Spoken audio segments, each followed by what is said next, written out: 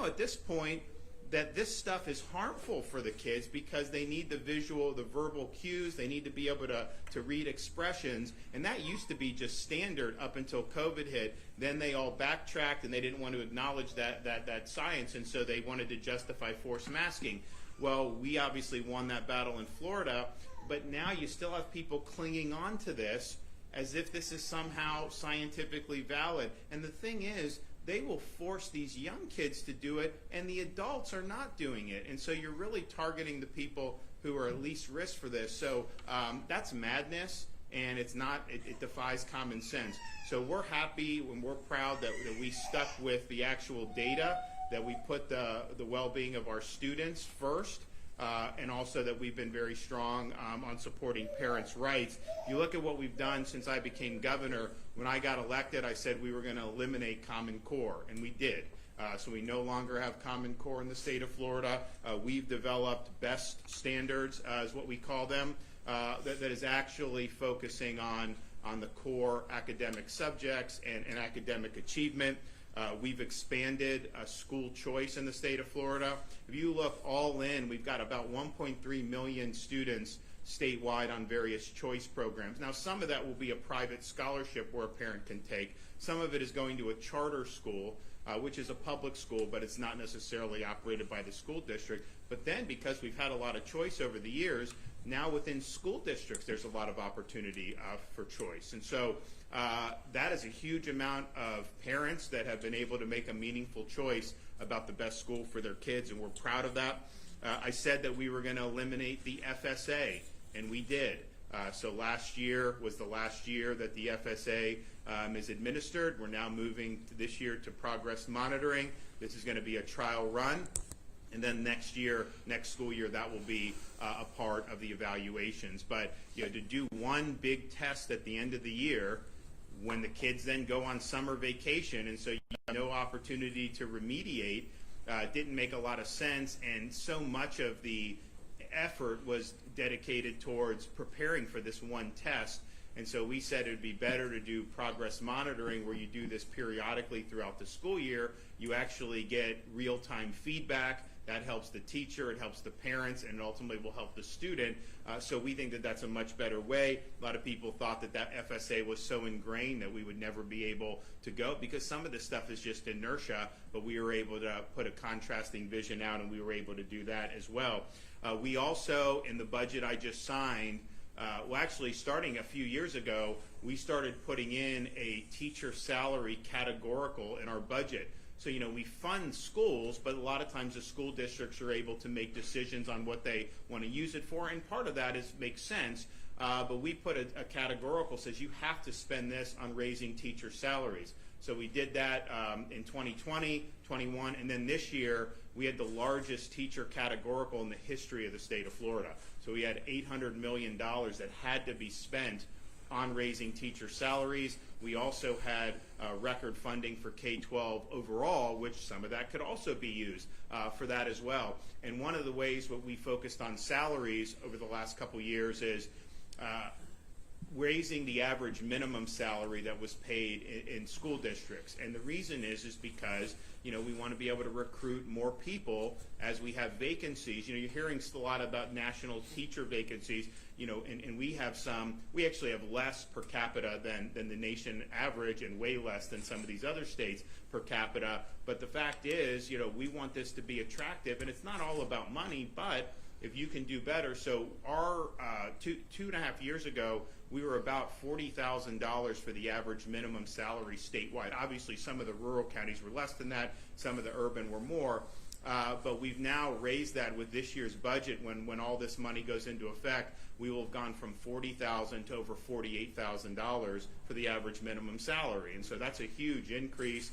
We've also raised overall average salary 3 years ago was about $49,000. After this year's budget that money goes in for salaries, you're going to end up probably over $54,000 for the overall average. And so we're going to continue to do that momentum because we think it's really, really important. But that's a big deal, and that's putting your money where your mouth is, and we're happy that we were able to do that. We were probably in the bottom half of states for average minimum salaries. Now we're definitely in the top 10, You know, this changes because different states do different things, but we're #1 in the Southeast right now for average minimum salary. So we're proud of that, and we think that that's going to help our teacher recruitment efforts. And so we are here talking about ways to continue to bring good people into our school system. You notice that some of the results that we've been able to have over the years, last year, Education Week, quality counts, student achievement for K-12 schools, we ranked #3 in the country for K-12 achievement. If you look at the most recent NAEP scores, we were #4 and #6 respectively in 4th grade reading and math. But if you adjust that for demographics, which the Urban Institute did, Florida ranked #1 in 4th grade reading and 4th grade math when adjusted for demographics. So we like to see progress, and I think it's as a result of having put a lot of attention into education. You know, there's some places where they ignore it, and we think it's very, very important. So we want to continue doing that. It'll be interesting to see how these test results come out in the lockdown states where the kids didn't even have access to in-person education. I can't believe that that's going to be very good for the test scores when you're talking about things like the NAEP and some of these other important exams. We've also been able to do things like advocate for early literacy. So we've had huge emphasis on that, and basically the insight on that is if you are not reading at level by the time you're in 3rd grade, the chance that you drop out of school goes up dramatically. And so if you're reading at level by 3rd grade, the chance that you'll graduate high school is much, much higher. And so we think getting in those early years is very, very important. So we've done a lot of initiatives to focus on that. We've also done a lot to focus on workforce education. I'm a big believer in people should have multiple pathways. And yes, people are always told about going to college and university.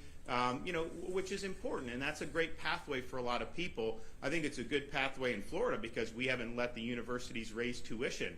Since I've been governor, we've had a tuition freeze, so you can actually go as a state resident, you can go into a state university, and you end up paying, I think it's between $5,800 and $6,500 depending on our institution a year. You cannot find that anywhere else in the country. And so our view is education's important, but so much of the tuition increases you've seen over the years across the country, that ends up feeding administrative bloat within these universities. It's not going to increasing the quality of the education. And so we said, here's what you're going to get, and you should be able to provide a good education as a result of that. And the results speak for themselves. I mean, our higher education system for public is ranked #1 by U.S. News and World Report. And part of the reason it is because it's actually affordable.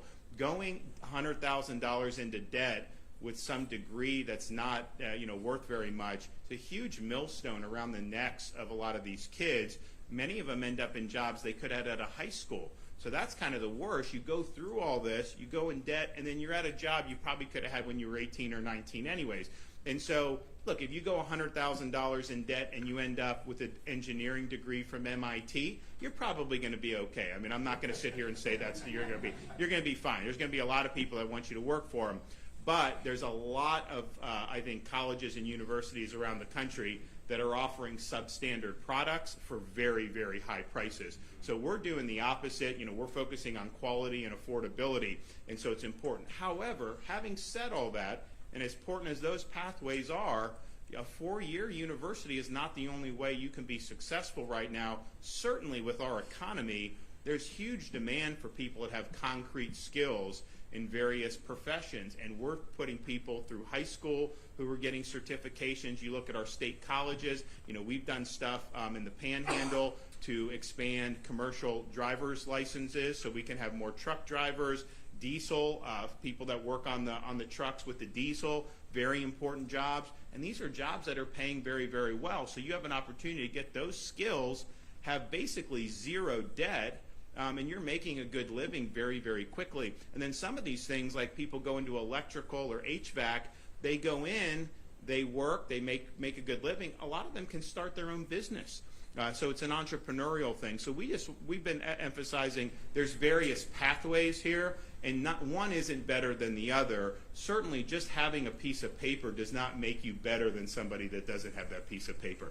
And I think that because we've emphasized that, you've seen more people embrace those pathways. First of all, it's important for them to be able to have opportunities to make a good living. It's also important for our economy. I mean, we need people filling these key roles, particularly when you look at things like logistics, and we've worked so hard on that. That's what makes the economy tick. You've seen with the supply chain disruptions that we've seen over the last couple years. It's been a big problem, and it could potentially get a lot worse if we don't do our part. So we are doing that. We're very, very proud of that. We're also proud of really focusing the education on core academic subjects and not have ideology or indoctrination into the K through 12 schools.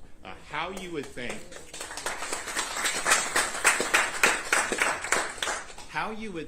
that it would be appropriate to have these elementary school kids being told, and they are doing this in other states, being told, some 6-year-old boy, well, you may really be a girl. That is inappropriate and that is wrong. And so we put a stop to that in Florida.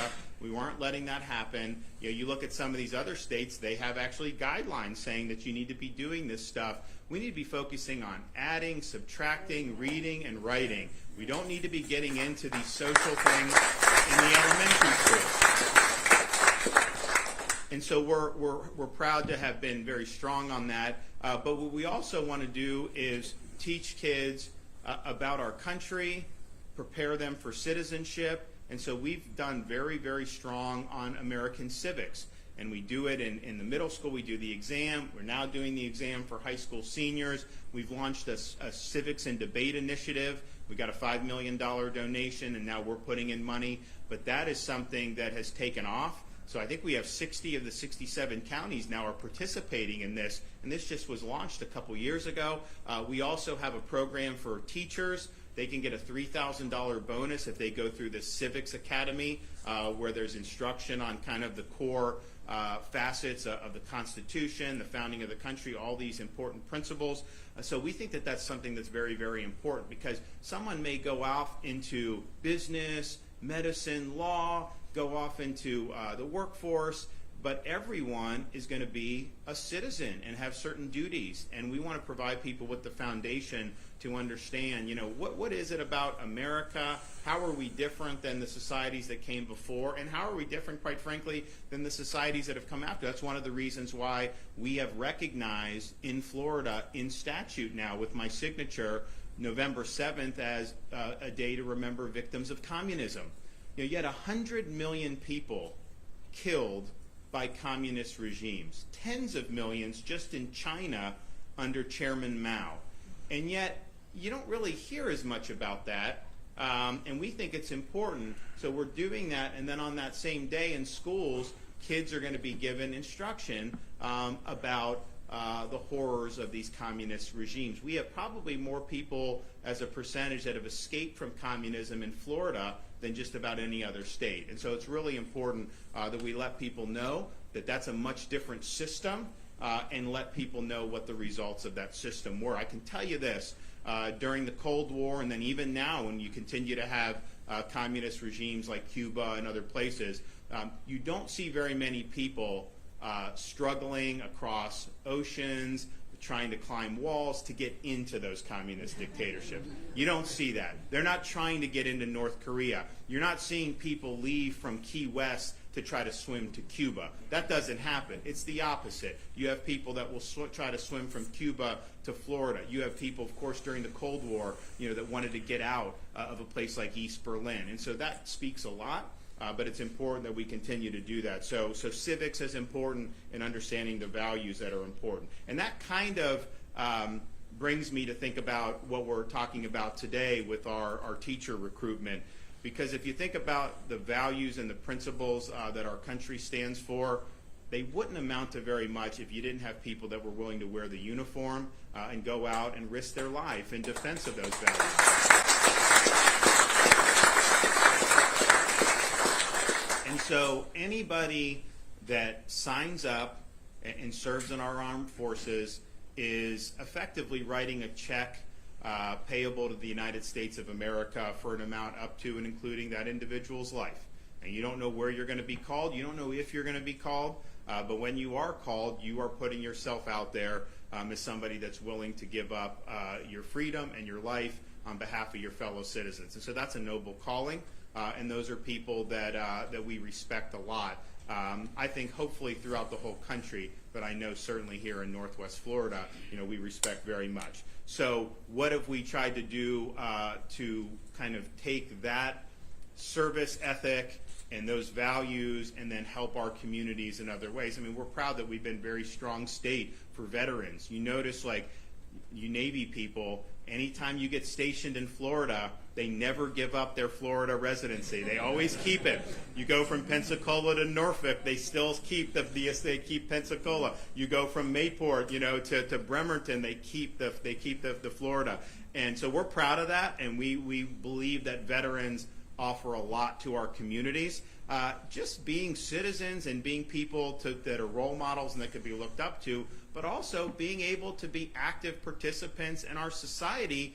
You serve 20 years and you retire as a senior chief, you're 40 years old. You've got opportunities to do a lot more. And so we want to harness that. We want to harness those experiences. And I can tell you, you can sit in a university lecture hall, but that does not supplant what you learn in the life experiences with being in those military units, understanding how to lead people, understanding how to be in difficult circumstances. And so our view is that those folks are bringing a wealth of experience and knowledge. I think the students look up to them. I think it's a big deal. So we want them to look to our education system as a place where they can land and continue to serve our communities. And so we signed legislation earlier this year that was providing a pathway for military veterans to become teachers here in the state of Florida.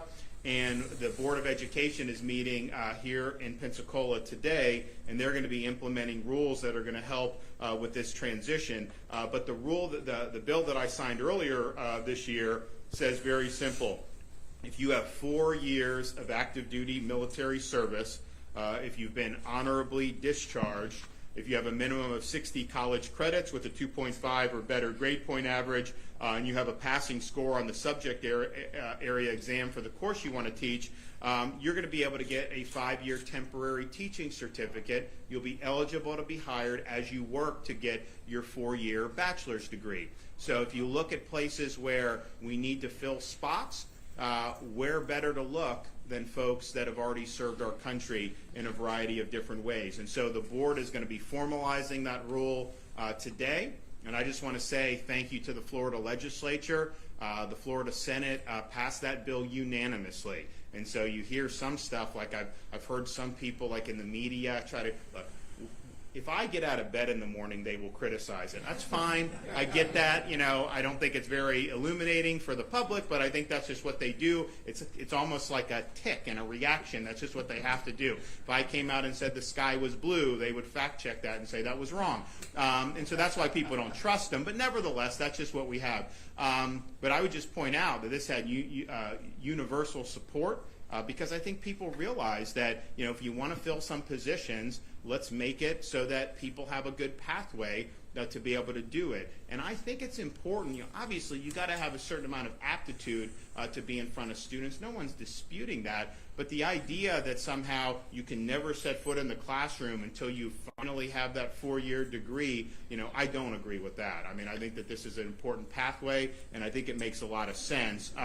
We're also, incidentally, the Board of Education today, they're going to put a rule change that's going to require Florida's public colleges and universities to award credit hours and clock hours for courses veterans took in their occupations while they were in the military. So we want to recognize that here in Florida, and I think that's going to help smooth the transition for veterans to civilian life, and I think they'll be able to do that very, very well. And then yesterday, so that's an important bill we signed. It's an important rule that's going into effect on the military veterans, but we also are rolling out additional proposals to do even more with teacher recruitment. So yesterday I talked about 3 areas where we think we can make a big impact. The first is to look at, yes, military veterans, but also retired first responders like law enforcement and EMTs and firefighters. And what we're saying to them is, any of those who already have a bachelor's degree, if they want to come in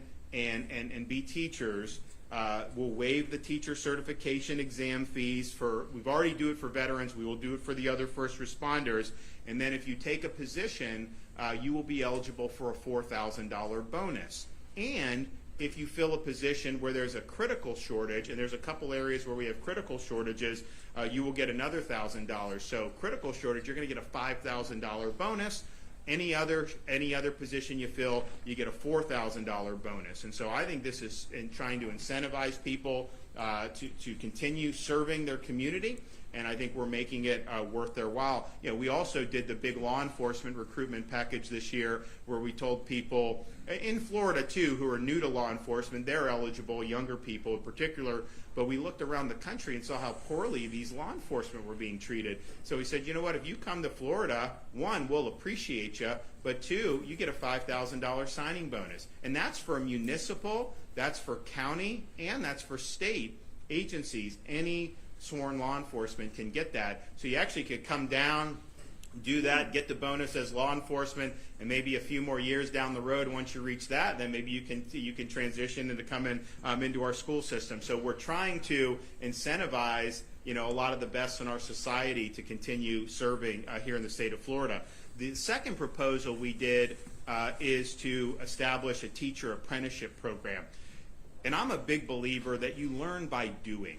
And you can sit in a lecture hall, you can listen to some professor pontificate, but at the end of the day, the people that are good teachers, they get that way because they're there, they're interacting with students, they're watching experienced teachers and see what they do that works. You figure out what works, you don't. And so really being on your feet, that's how you become good at it. And so we believe having apprenticeships are important. So what you're going to do is people that have at least an associate's degree can do 2 years teaching under the leadership of what we're calling a teacher mentor to gain real-world experience. Now they'll be working to fulfill their 4-year degree requirement as that's going on. The teacher mentor, though, who is mentoring the apprentice, is able to get $4,000 for doing that. And so that's a great incentive for teachers to be able to be mentors. And it's not just an additional duty that's placed on them without any compensation. They actually get some compensation to be able to do it. So we think that that's something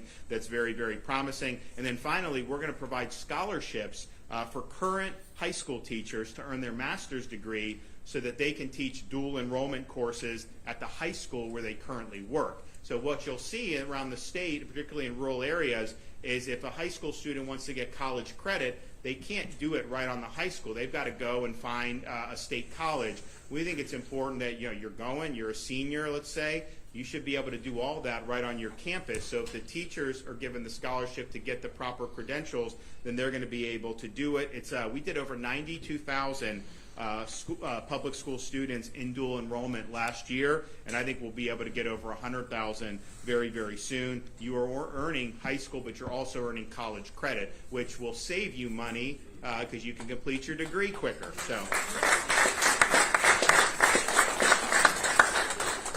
So we're excited about the progress that we've made and that we're going to continue to make going forward. If you do well with the education, a lot of the other things later on down the line can sort themselves out much easier. I think that the times where students don't have adequate pathways, well, they grow up. I mean, what are they going to do? So we have a big responsibility to continue to make this a front burner issue.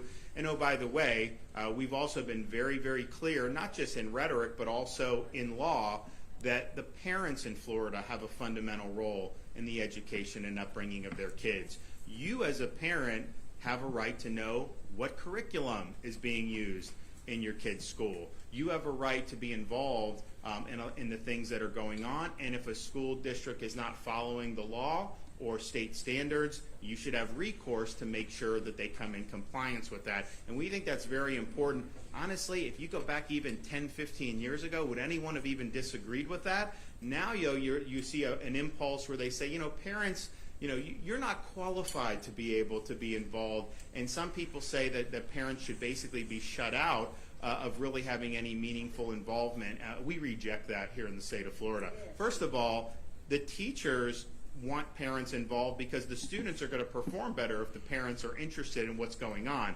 So anybody that tells you like somehow that's an intrusion is not. I mean, I think you talk to most teachers, they welcome parents to take an interest in what's going on. The only people that don't want the parents involved are those that want to use the school system to impose some type of agenda on the students because they know the parents aren't going to want that. And so if the parents are involved, they're going to throw a red flag, and then they're not going to be able to do it. So that's why they don't want the parents involved. We want the parents involved. We think it's very, very important, and we've provided substantive protections for the rights of parents here in the state of Florida. So this is a great, this will be a great day when they finalize these two rules here in Northwest Florida with the Board of Education, and it's also going to be great to be able to bring these other initiatives across the finish line when the legislature meets next. So before I depart, we want to hear from some other folks. So I have our Commissioner of Education, Manny Diaz, is here.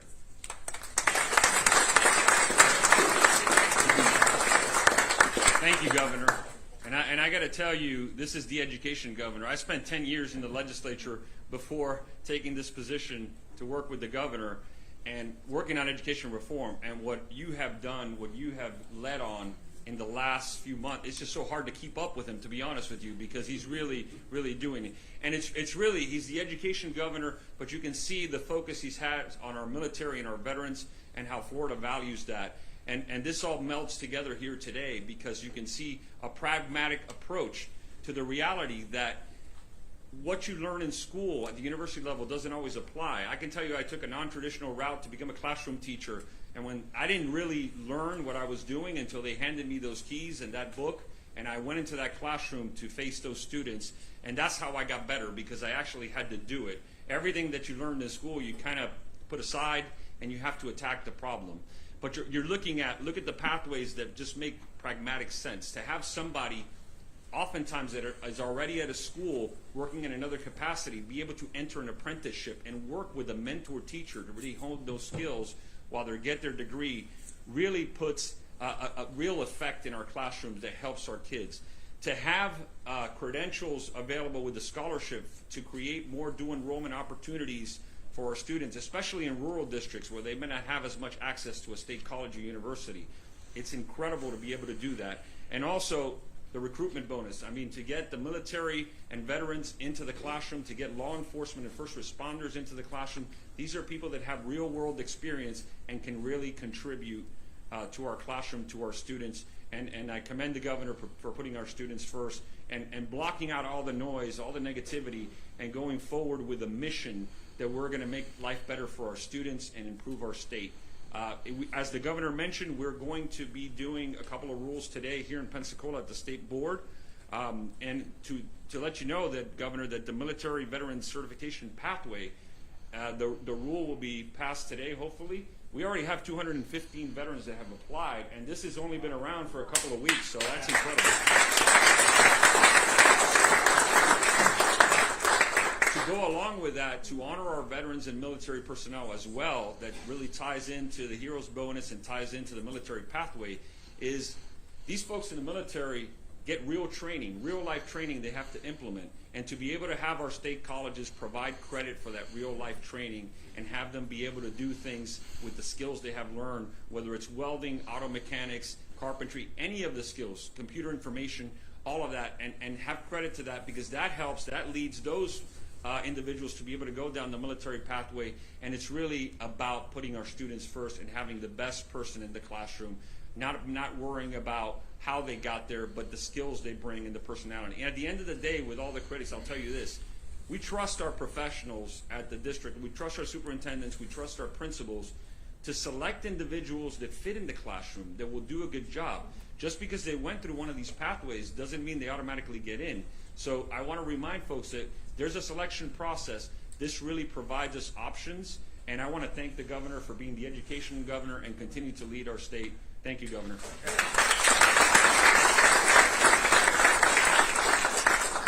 Okay, Joe Marino, Executive Director of Veterans Florida.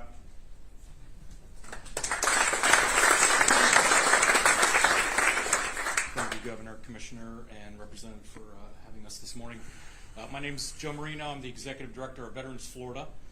We are a state-created nonprofit which assists veterans who are transitioning within the state as well as across the country to move to Florida, find new careers, or start and grow their entrepreneurial endeavors.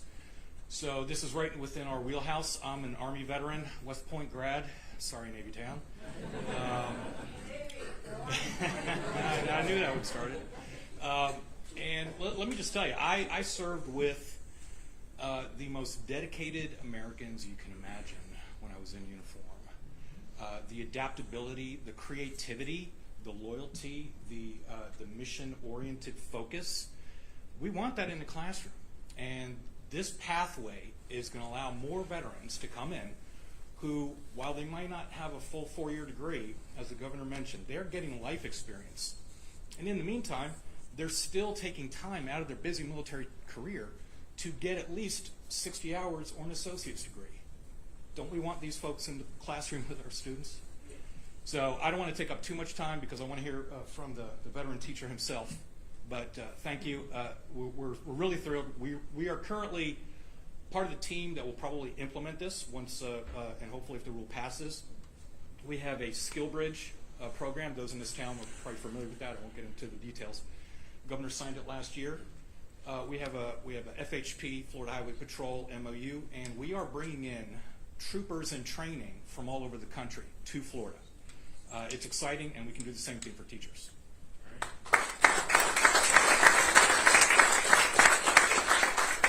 All right, Dr. Lee Hale, Assistant Superintendent, HR, Okaloosa County School District.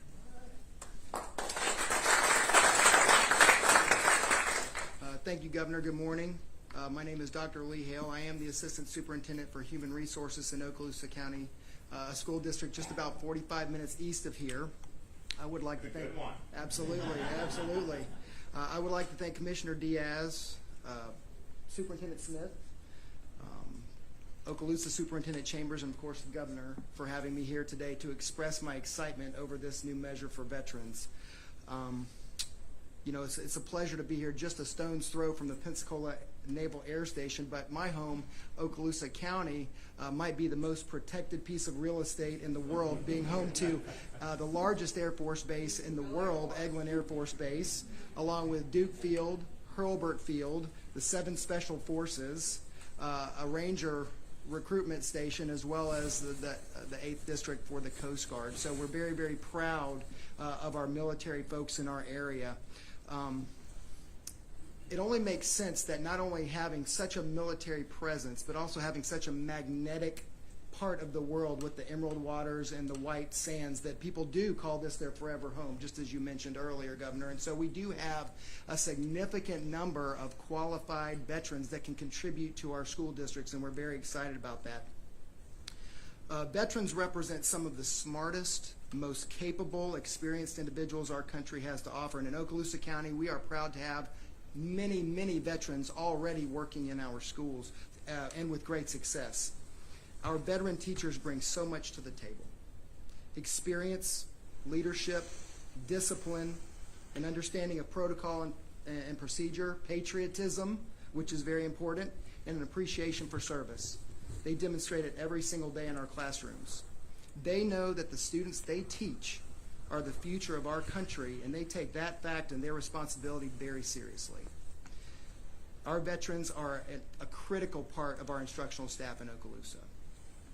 This new certification path will provide a wonderful enticement to the other veterans who are around, seeking a new career path that's rooted in the values that are part of their personal fabric, things like personal enrichment, service before self, teamwork, integrity. And I'm very blessed. I was not aware that all these uniforms were going to be around me today, but I feel much safer and very proud to be among them here today as well.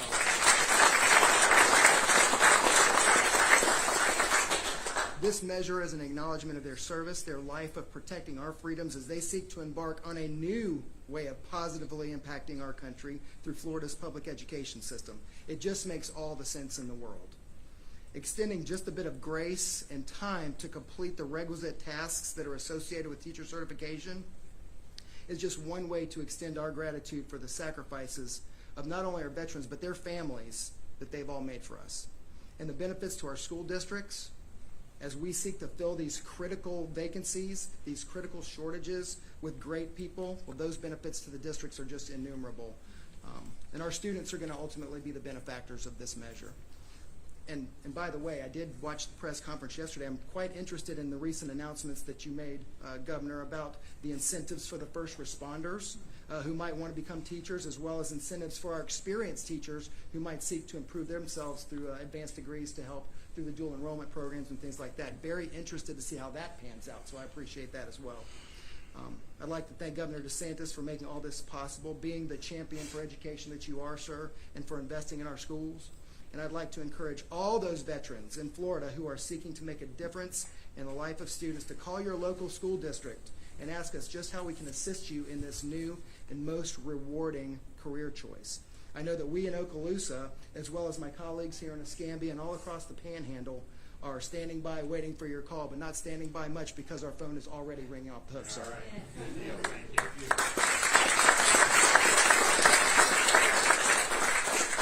Okay, now for Director of West Florida High Schools Critical Care and Emergency Medicine Academy, Terry Thomas.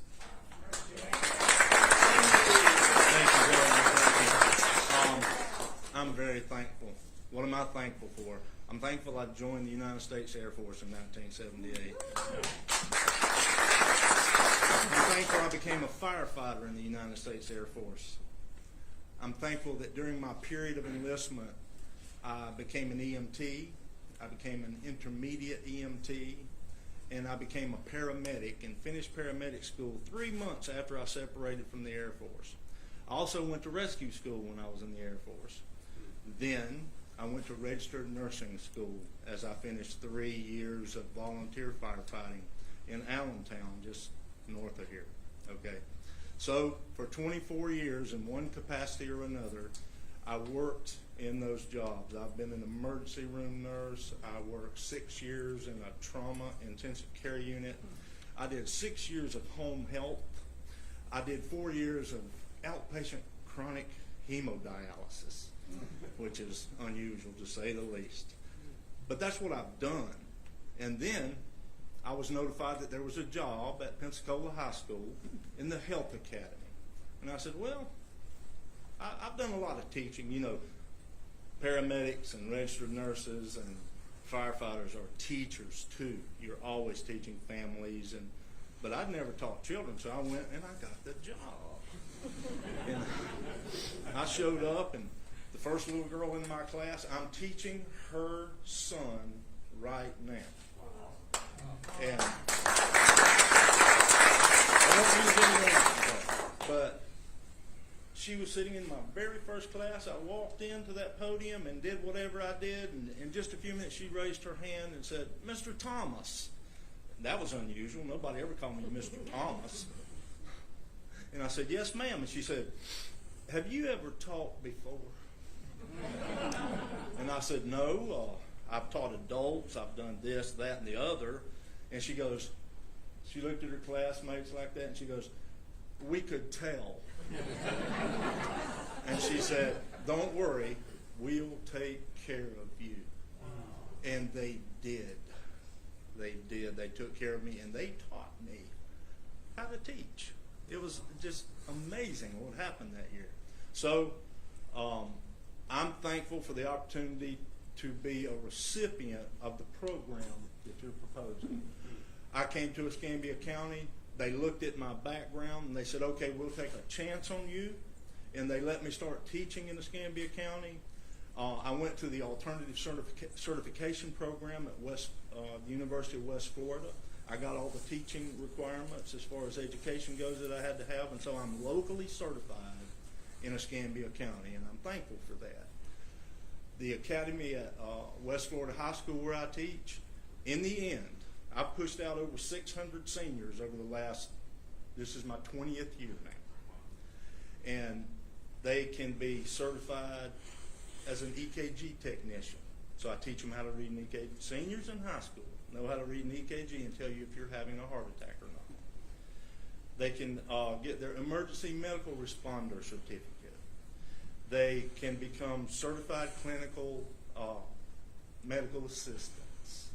They just have to pass the test. And this year, the first year, they can become an EMT in high school.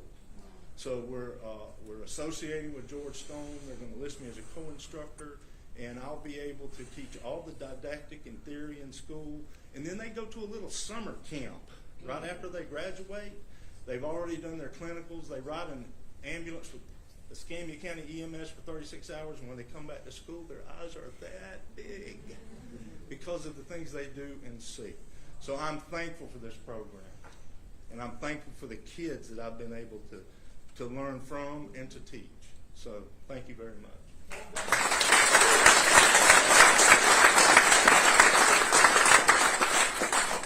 Well, we're excited. We're excited about the rules today. We're excited about our proposals going forward, and we're always excited anytime we can make it back to Escambia County. And so with that, I could take a question or two. Yes, sir? Governor, across the country, the teaching profession is being criticized for low pay, lack of support. Why should our military members want to teach here in Florida? Well, you raise an issue with the pay, which we obviously have been sensitive to. That's why we put so much money into it, record amount of money in the state of Florida, and telling the districts you've got to use it to increase pay. Because there's a lot of other things you can spend money on, and I'm not saying that there aren't things that are meritorious, but if you can get somebody that's really talented to be a teacher, that supersedes all the other factors because they're going to be able to inspire the students. So we've done a lot on the teacher pay to now make us #1 in the Southeast for average minimum. So if you're somebody who is in the Navy here or in the Air Force over at Okaloosa and you're getting out, you can now go in and start, and you're going to be better than any other state in the Southeast right off the bat. And so we think that that's good. And then obviously you'll get a bonus on top of that. Now, I do think that there's been problems with some of the stuff. Some of it was during the COVID on how these schools handled and the states handled this. The unions wanted the schools closed. They sued me in Florida to close the schools in the summer of 2020. Most teachers in Florida wanted to be back in the classroom because they understood how important it was. I mean, think about it. The union was suing me to try to get the schools closed because they were saying teachers are not essential. I think most teachers think they are essential.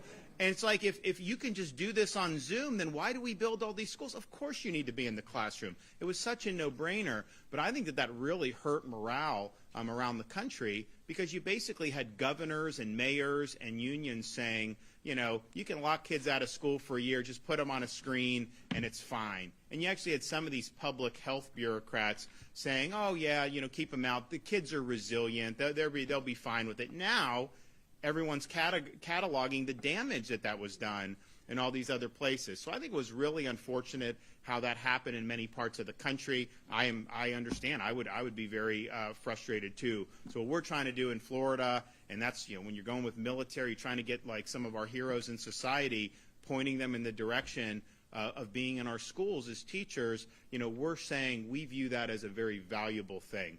We think it's important, and we think you can make a huge impact on folks. We're going to do more on the pay, and I'll have an announcement on that in the coming weeks. But nobody has delivered more for teacher pay than me in the history of this state and this budget. To have $800 million categorical that has to go to that, and then also have big increase in our overall funding that more districts can put even more money into it, and many of them have. That's a really, really big achievement, and it's something we're proud of. All right, everybody, thanks so much. God bless.